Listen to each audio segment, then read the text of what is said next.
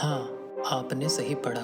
Hindenburg research जिसने आज पूरे देश में तहलका मचाया हुआ है, वही कंपनी के बारे में हम बताएंगे कि कैसे इस कंपनी की रिसर्च कई बार गलत साबित हुई है। यह देखिए।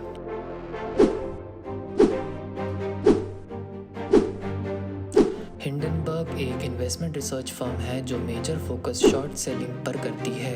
हिंडनबर्ग पब्लिक लिस्टेड कंपनीज पर रिसर्च करके उन्हें शॉर्ट करती है, यानी कि वह बेट लगाती है कि यह कंपनी के स्टॉक्स नीचे गिरेंगे। फिर उनकी रिसर्च पब्लिश करके जब कंपनी के स्टॉक्स नीचे गिरते हैं तब हिंडनबर्ग पैसे कमाता है।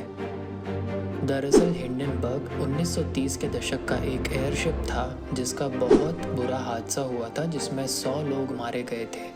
वहीं से यह नाम अपनाया गया है। हिंडनबर्ग का कहना है, हम हिंडनबर्ग को मानव निर्मित हादसा मानते हैं और इस घटना को पूरी तरह से रोका जा सकने वाला हादसे के प्रतीक के रूप में देखते हैं। ब्रह्मांड में सबसे ज्वलनशील तत्व से भरे इस एयरशिप पर लगभग 100 लोगों से ज़्यादा सवार थे। हिंडनबर्ग के हादसे को रोका जा सकता था पर रोका नहीं गया। यही से हिंडनबर्ग रिसर्च का नाम पड़ा। हिंडनबर्ग रिसर्च के संचालक का मानना है कि यह समय अलग है। हम हिंडनबर्ग जैसे पूरी तरह से मानव निर्मित स्टॉक मार्केट के हादसे को रोकने का काम करते हैं। उनका कहना है, हम इसी तरह कंपनी के मानव निर्मित आपदाओं को बाजार में तैरते हुए देखते हैं और इससे पहले कि वे अधिक बेफिक्र शिकारों को लुभाएं, उन पर प्रकाश डालने का लक्ष्य रखते हैं। हिंडनबर्ग रिसर्च की स्थापना नेथन एंडरसन ने 2017 में की थी। एंडरसन कनेक्टिकट विश्वविद्यालय के ग्रेजुएट हैं। लिंक्डइन प्रोफाइल से पता चला है कि फाइनेंस की नौकरी करने से पहले इजराइल में वो एक एम्बुलेंस चलाते थे। उन्होंने जल्द ही महसूस किया कि उनका जुनून घोटालों को उजागर करना था।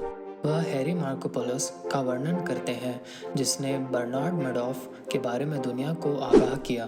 मार्कोपोलोस एंडरसन के रोल मॉडल है, ऐसा वह कहते हैं। एंडरसन एक certified chartered alternative investment analyst यानी CAIA और चार्टर्ड फाइनेंशियल एनालिस्ट CFA भी हैं। एंडरसन बड़े पढ़े लिखे मालूम होते हैं। 2017 से एंडरसन की फर्म, जिसमें कथित तौर पर 10 से कम कर्मचारी है, ने कम से कम 16 कंपनियों की जांच की है। इन्हीं में से एक अमेरिका की कंपनी है निकोला। उन्होंने मुखबिरों और पूर्व कर्मचारियों की मदद से निकोला द्वारा जनरल मोटर्स के साथ अपनी प्रस्तावित पार्टनरशिप के कथित झूठ और धोखे की एक विशाल श्रृंखला को उजागर किया। हिंडनबर्ग ने बताया कि निकोला ने एक प्रमोशनल इवेंट बनाया था जिसका नाम था इन मोशन। इसमें निकोला की नई गाड़ी, जिसका नाम था निकोला 1 सेमी, को लॉन्च किया गया था। हिंडनबर्ग ने दावा किया कि यह गाड़ी को वीडियो और प्रचार के लिए उटाह के रेगिस्तान में बस लुढ़काया गया था, जो दावा कंपनी ने बाद में स्वीकार भी किया।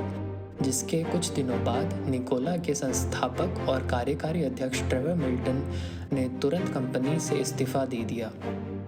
इसी तरह जून 2020 में हिंडनबर्ग ने विंस फाइनेंस के बारे में भी लिखा। यह खुलासा किया कि चीन में इस कंपनी की सहायक कंपनी की 350 मिलियन की एसेट फ्रीज की गई थी, जिसका खुलासा अमेरिकी इन्वेस्टरों को नहीं किया गया था।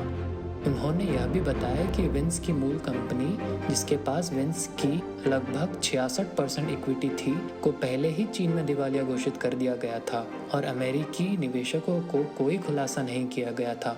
लगभग 4 महीने बाद अक्टूबर 2020 में नस्दाक, जो अमेरिका का स्टॉक एक्सचेंज है, उसमें संपत्ति फ्रीज के कारण विंस को हटा दिया गया।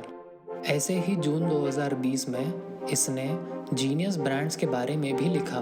तब लगभग $6.5 प्रति शेयर पर कारोबार कर रहा था। जल्द ही $1.5 का स्टॉक बन गया। जुलाई के अंत तक ठीक 2 महीने बाद शेयर $1.5 पर कारोबार कर रहे थे, लगभग 80% की गिरावट। अब आते हैं इस वीडियो के मुद्दे पर। ऐसे मौके जब हिंडनबर्ग ने जो दावा किया वह गलत साबित हुआ। हिंडनबर्ग ने क्लोवर हेल्थ को ब्रोकन बिजनेस बताया, जिसके कारण उसी दिन कंपनी के स्टॉक्स 12% गिरे और अगले 3 महीने में 47% तक गिरे। पर क्योंकि कंपनी के फंडामेंटल्स स्ट्रॉन्ग थे, कंपनी ने रिकवरी की और एक समय था जब स्टॉक प्राइस पहले के मुकाबले भी ज़्यादा पहुंच गया था। दूसरी ऐसी कंपनी है प्योर साइकिल।